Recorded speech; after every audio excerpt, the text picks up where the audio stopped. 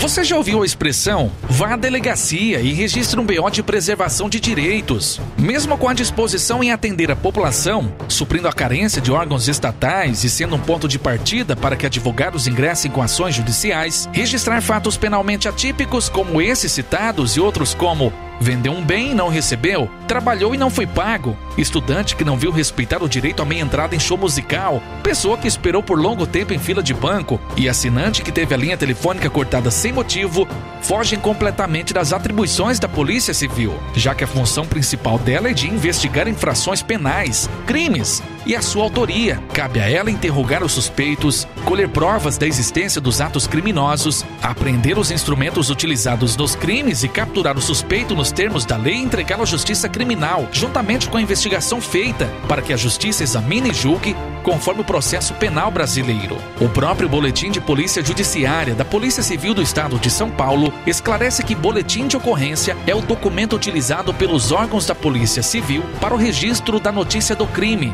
ou seja, aqueles fatos que devem ser apurados através do exercício da atividade de polícia judiciária, e presta-se fielmente à descrição do fato, registrando horários, determinados locais, relacionando veículos e objetos, descrevendo pessoas envolvidas e identificando partes e outros. Os esforços e recursos humanos e materiais da Polícia Civil devem ser empregados nessas situações, e não em fatos de menor importância, que não dizem respeito às suas atribuições. Como exemplo, você não procuraria um tribunal de ética da OAB para reclamar da atitude de um contador, assim como não iria no PROCON registrar reclamação contra um erro judicial, ou ainda reclamar na Anatel sobre um açougue.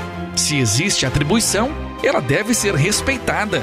Em suma, o boletim de ocorrência por si só não preserva o cidadão de nada, mesmo considerando que, com o seu registro, o delegado de polícia toma conhecimento do fato e sem nada favorece o interessado, exceto se a situação configurar infração penal. A pessoa que comparece à unidade policial informando que descobriu ser sócio de uma sociedade empresária, sem que jamais tivesse feito qualquer tratativa neste sentido, pode ter sido vítima de um golpe.